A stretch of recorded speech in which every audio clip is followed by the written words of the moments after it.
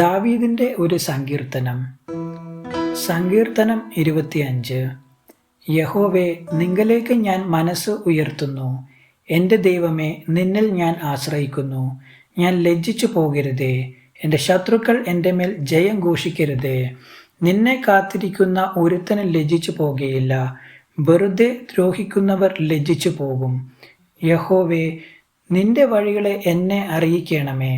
നിന്റെ പാതകളെ എനിക്ക് ഉപദേശിച്ചു തരണമേ. നിന്റെ സത്യത്തിൽ എന്നെ നടത്തി എന്നെ പഠിപ്പിക്കണമേ. നീ എൻ്റെ രക്ഷയുടെ ദൈവമാകുന്നുവല്ലോ. ദിവസം മുഴുവനും ഞാൻ നിങ്ങൾ പ്രത്യാശ വയ്ക്കുന്നു. യഹോവേ, നിന്റെ കരുണയും ദയവും ഓർക്കണമേ. അവ പണ്ടേയുള്ളവയല്ലോ. എൻ്റെ ബാല്യത്തിലെ പാപങ്ങളെയും എൻ്റെ ലംഘനങ്ങളെയും ഓർക്കരുതേ. യഹോവേ, നിന്റെ കൃപപ്രകാരം നിന്റെ ദയനിമിത്തം എന്നെ ഓർക്കണമേ. യഹോവ നല്ലവനും നേരുള്ളവനും ആകുന്നു. അതുകൊണ്ട് അവൻ പാപികളെ നേർവഴി കാണിക്കുന്നു. സൗമ്യതയുള്ളവരെ അവൻ ന്യായത്തിൽ നടത്തുന്നു. സൗമ്യതയുള്ളവർക്ക് തൻ്റെ വഴി പഠിപ്പിച്ച് കൊടുക്കുന്നു. യഹോവയുടെ നിയമവും സാക്ഷ്യങ്ങളും പ്രമാണിക്കുന്നവർക്ക് അവൻ്റെ പാതകളൊക്കെയും ദയയും സത്യവും ആകുന്നു. യഹോവേ, എൻ്റെ അകൃത്യം വലിയത്. നിന്റെ നാമനിമിത്തം അത് ക്ഷമിക്കണമേ. യഹോവ ഭക്തനായ പുരുഷൻ ആർ? അവൻ തിരഞ്ഞെടുക്കൊണ്ടുന്ന വഴി താൻ അവന് കാണിച്ചു കൊടുക്കും. അവൻ സുഖത്തോടെ വസിക്കും. അവൻ്റെ സന്തതി ദേശത്തെ അവകാശമാക്കും.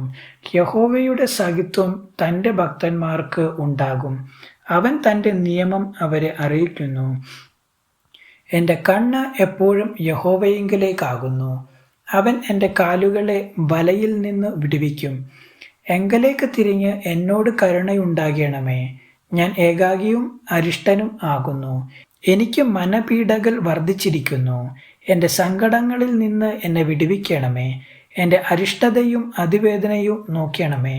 എൻ്റെ സകല പാപങ്ങളും ക്ഷമിക്കണമേ. എൻ്റെ ശത്രുക്കളെ നോക്കണമേ. അവർ പെരുകിയിരിക്കുന്നു. അവർ കഠിന ദ്വേഷത്തോടെ എന്നെ ദ്വേഷിക്കുന്നു. എൻ്റെ പ്രാണനെ കാത്ത് എന്നെ വിടുവിക്കണമേ. നിന്നെ ശരണമാക്കിയിരിക്കയാൽ ഞാൻ ലജ്ജിച്ചു പോകരുതേ. നിഷ്കളങ്കതയും നേരും എന്നെ പരിപാലിക്കുമാറാകട്ടെ. ഞാൻ നിങ്ങൾ പ്രത്യാശ വച്ചിരിക്കുന്നുവല്ലോ. ദൈവമേ, ഇസ്രായേലിനെ അവൻ്റെ സകല കഷ്ടങ്ങളിൽ നിന്നും വീണ്ടെടുക്കണമേ.